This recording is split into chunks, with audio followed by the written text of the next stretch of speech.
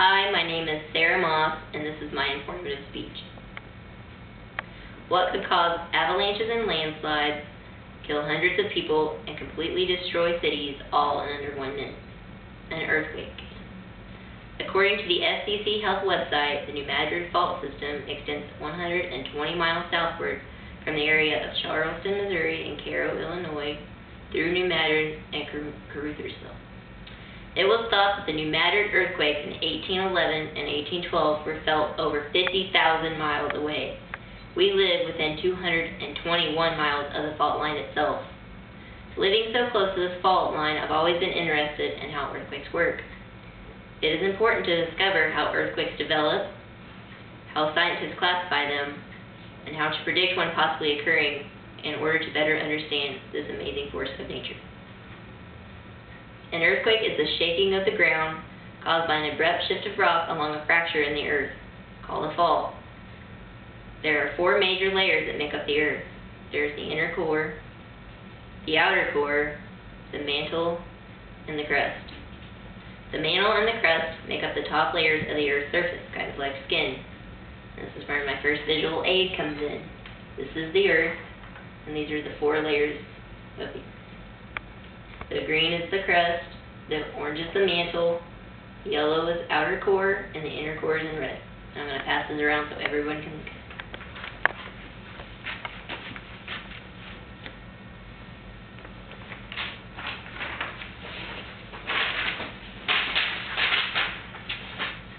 The many pieces, also known as tectonic plates, move past one another, occasionally bumping.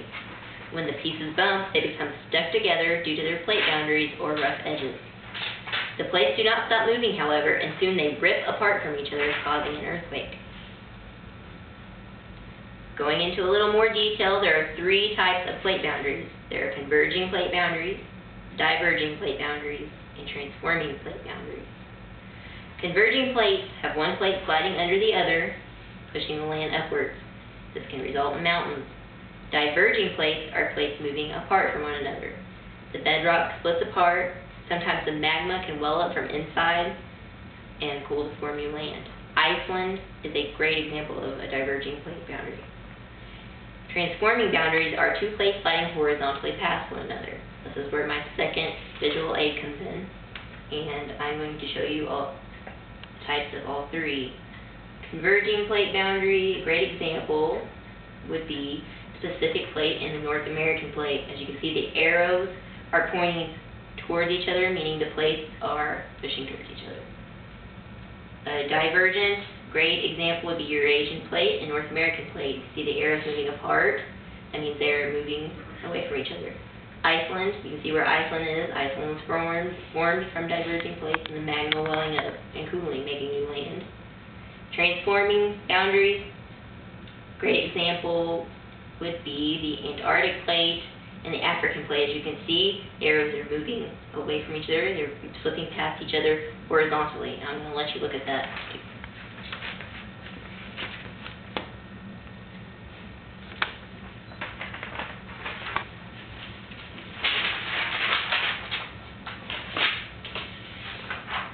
Now that the cause of an earthquake is revealed, let's explore how they are classified.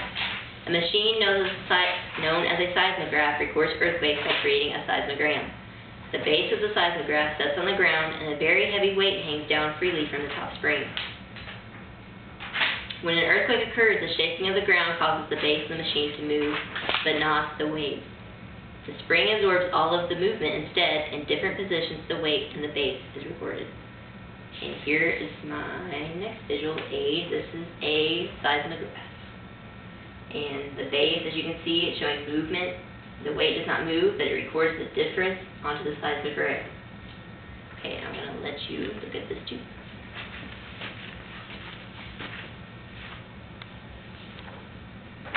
Pass that down. In determining the size of the earthquake, the seismogram recording is used. A short squiggly line that doesn't have much wiggle to it means the earthquake was a small one. A long squiggly line that has a lot of wiggle to it means the earthquake was very large. The size of the fault will determine whether the line was short or long, and the amount of wiggle on the line tells how much slip there was. Okay, going to let you look at a seismogram. And you can see from the first start of the earthquake, not much movement. The intensity starts getting more and more. The velocity in millimeters per second in 10-second increments. You can see S waves and P waves, and I will get more into that in a second. I'll let you look at this.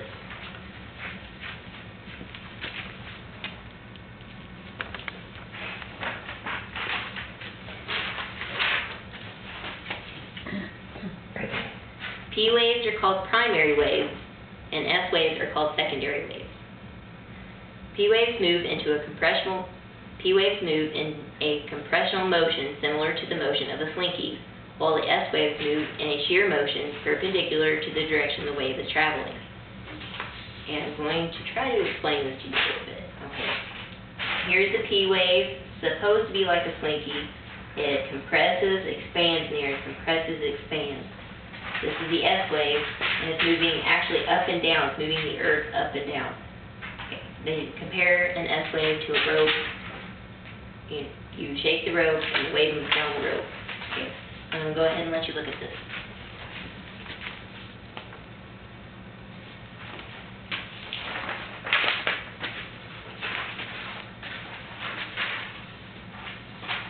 Scientists also talk about the magnitude and intensity of an earthquake. The United States Geological Society claims the size of the earthquake is called its magnitude. Scientists also talk about the intensity of shaking from an earthquake, and this varies depending on where you are during the earthquake. Now that we know the types and classifications of earthquakes, let's move on to how to predict an earthquake and any odd occurrences that may be associated with them. So far, scientists are not able to predict when any given fault may slip into a quake.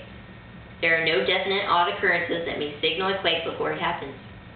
If there are, scientists are unaware of them at this point.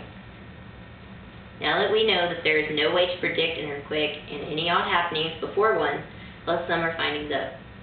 It is important to discover how earthquakes develop, how scientists classify them, and how to predict one, in order to better understand this amazing force of nature.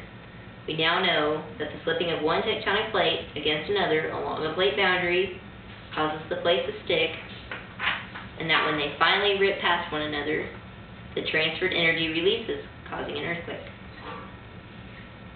We also know that the seismographs make seismograms, which, based on the length of the line and how many waves there are, tell us how large the earthquake was.